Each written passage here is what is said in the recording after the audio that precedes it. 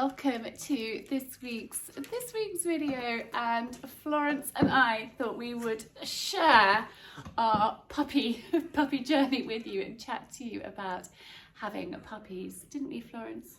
You thought you'd help me tell everybody about it. So I would not class myself as a breeder, but I had 2 litters from Penny, Florence's mother, who is asleep, I think, by the fire at the moment. We had 2 litters from Penny, and Florence was one of her puppies, and I wanted to keep the line going, so I have bred from Florence. The plan is to have 2 litters from her and keep 1 from the second litter, because the timing at the moment isn't right for us to have a puppy right now. Actually, Penny is just coming over to us. You hear her little footsteps. Darling, did you hear us talking about you? Did you? I don't know if I can lift you up at the same time. Can I lift you up at the same time? Oh, here she is.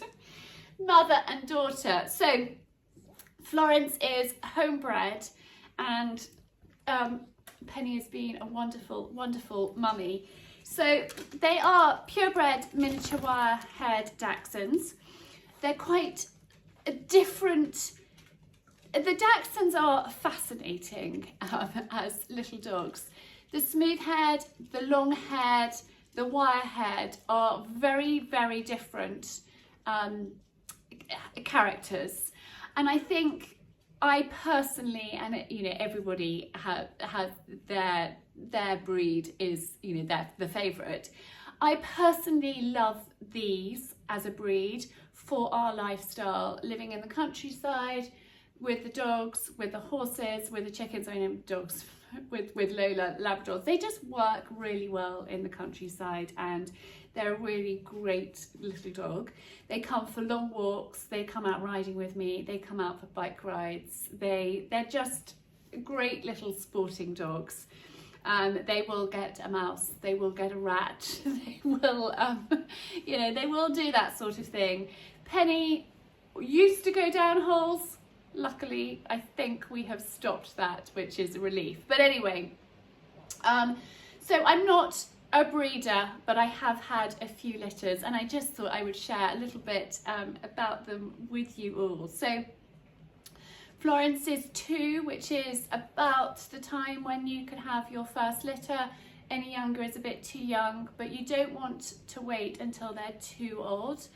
Anything over 5 years is deemed as old to have a first litter. So between the age of sort of 2 and 3 is the perfect timing. So if I have a second litter from her, it would be probably in about a year's time, or 18 months, just, you know, see how it goes. She had 4 puppies. Sadly, we lost Little Star, which is the first time I have lost a puppy. You know, puppy has died. So I've had, this is my 4th litter as an adult. We had a litter from Tess, who is 15. She's very old. Tess. I'll pop a picture of Tess in here. She's actually asleep in the laundry room in her bed. She spends quite a lot of her days sleeping. I had a litter from her, gosh, years ago, like probably 9 years ago, 10 years ago. No, longer. I can't remember, 11 or 12 years ago. But anyway, so when Florence came into season, I checked the dates. I checked that that it was going to work for us as a family, timing wise, you know, as much as you can plan ahead. And she came into season at the end of November, towards the end of November, and I counted the days. So between days sort of 11 and 15 of the first time you see a sign that they're in season, so first spot of blood, if you count sort of 11 days from there, and then I think I went at day 11 and day 13 to have her covered. I had earmarked a father. Actually, a number of years ago, a friend told me about him, and so I had him lined up for when the time was right. And it very much had to work around the timing and around Christmas. So I was actually flying to Geneva to see my brother and to look after his son. And the timing just worked right, and so I thought, okay, we'll do it, because I wanted to take her to be covered.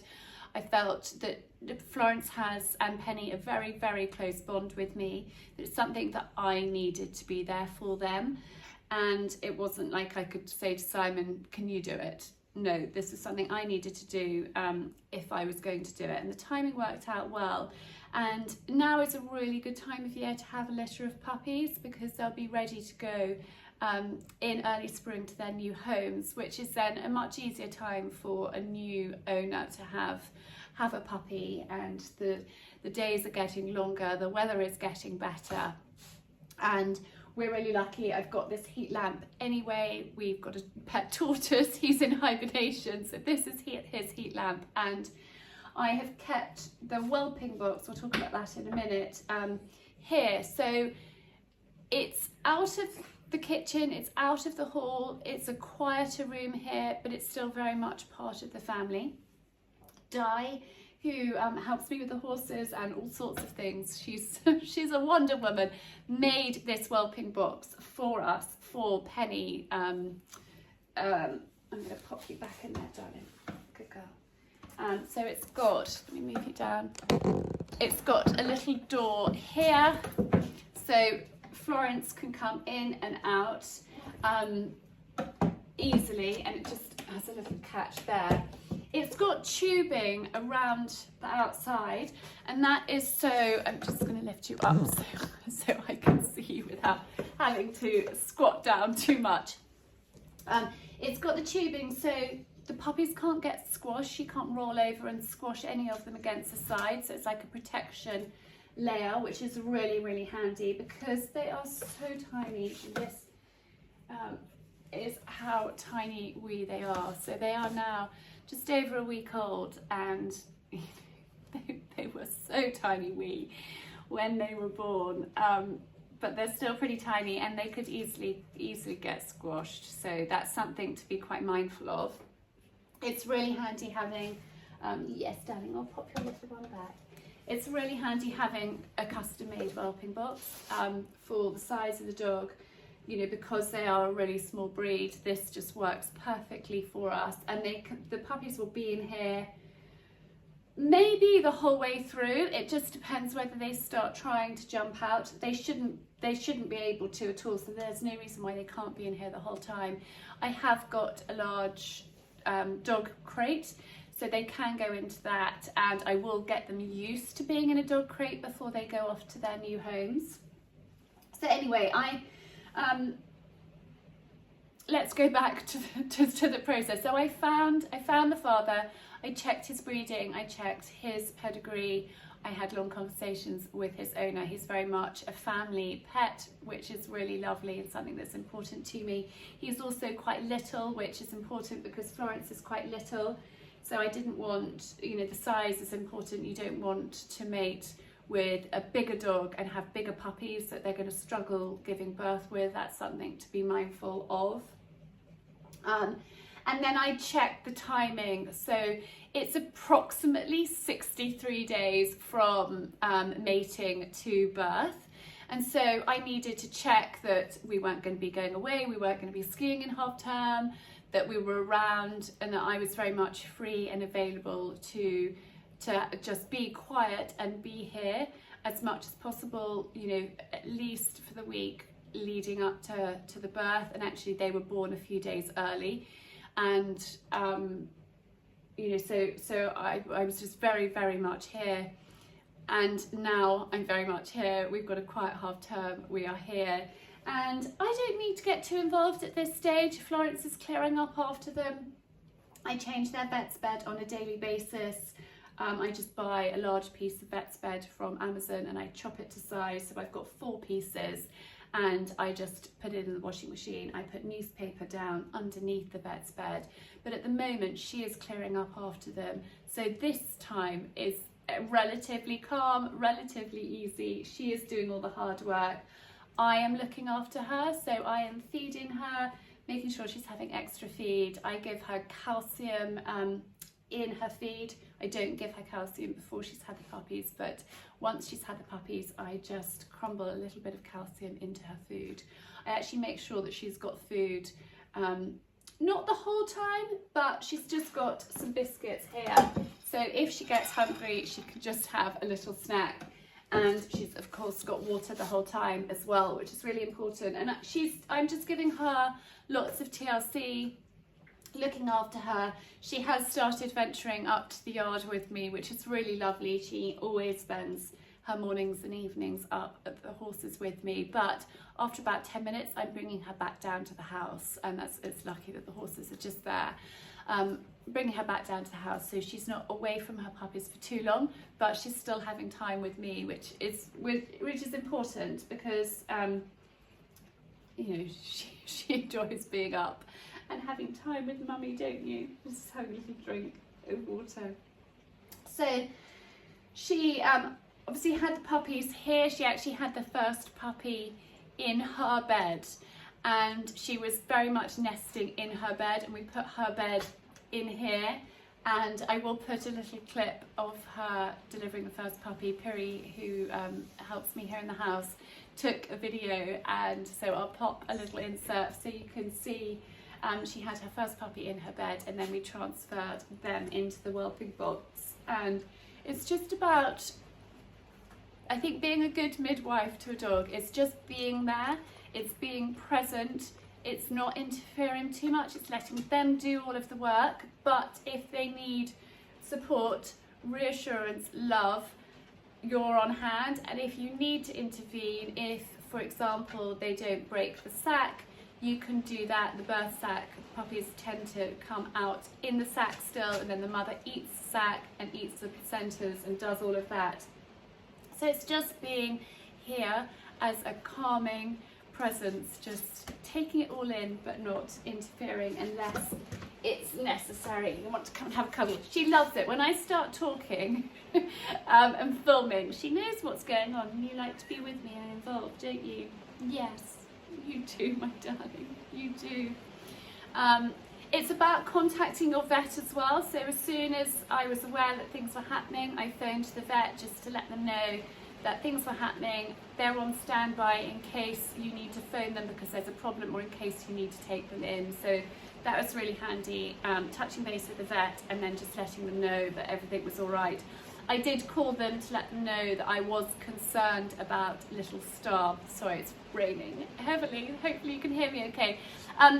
To let them know I was concerned about Little Star, and they said, you know, just keep in touch. If you want to bring them in, do. I also spoke to a friend who is a proper dog breeder, and she's had a lot of litters, and she is a professional, and I chatted it through with her, and she offered really great support, advice, comfort, and you know, she said things that I knew, things that made sense, but sometimes you just need to hear it, like when you're in the moment, when you know that there is a little one that is fading fast. It's just nice to hear somebody, you know, saying, Charlie, it happens, don't beat yourself up, let nature take its own course. Florence was wonderful, and often a mother will reject a puppy that might not be doing so well. She didn't reject him at all. She very much looked after him the whole way through, which you know, was wonderful to see. But of course they will grieve as well, so I made sure that she had lots and lots of love and attention during that time. And then finding new homes for the puppies is something that I always get people saying, oh, you know, let me know if you have a litter. So I have a list that I keep on my phone, and I just say to people, I can put your name on my list and I can contact you if and when there's a puppy that's available. And so, you know, literally first come, first serve. The person at the top of the list is a person that I contact first, and then I work my way down the list. And people's circumstances change, people's situation changes. There's somebody that had been on my list for 2 years.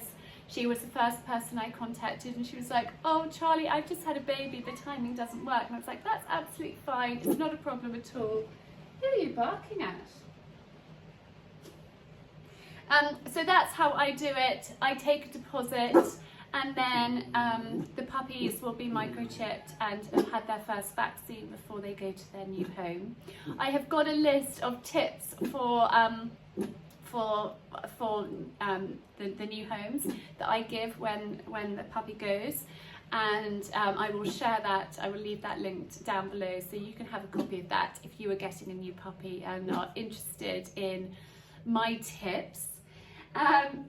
Just they're making a little noise, maybe you think Simon's calling them Sooty and Sweep because they squeak like Sooty and Sweep, the puppets, which is very funny.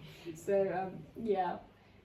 And then they have little collars, so I know who's who, so they don't really need their collars on, but they've got their little collars. These are Velcro collars that come from Amazon, and they come in they just come in one length and you can just cut them to size.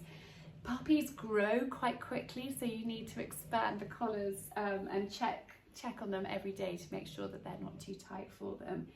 And yes, so I hope that you have enjoyed this week's blog a little bit different, but I thought, as I've had lots of questions, I would share a little bit more about the experience of having puppies. And I have to say, I feel like it's a huge privilege to watch animals being born into the world and to be involved in it. It's something really special for me and for the children, for us as a family.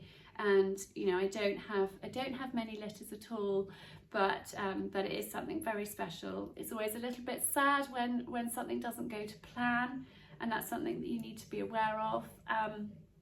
And I think the most important thing is to make sure that you have time. If you're going to breed, that the timing works well for you. If when Florence came into season and I wasn't going to be around to have her covered, and if the timing of when the puppies were due coincided with a holiday or something like that, then I wouldn't have taken her to have her covered. The timing has to really work out as best as it possibly can. So, you're on hand. And I think what's really important is, because Florence has a very special, close bond with me, is that I am around to give her the time and support and love that she needs, and the other dogs as well. If Penny has been a doting grandmother, she's actually sat where I am a lot when the puppies first arrived, guarding the whelping box. But now actually Penny is spending quite a lot more time with me. She came on the school run yesterday with me. She's spending quite a lot of time, just her and I. Tess is sleeping a lot, and Lola is as boisterous and as energetic as ever, and actually Simon's taking her to the office with him, so she has some quiet time, and Lola's not bouncing around all over the place. So that is how we are doing it. Thank you for tuning in. I'm sending lots of love.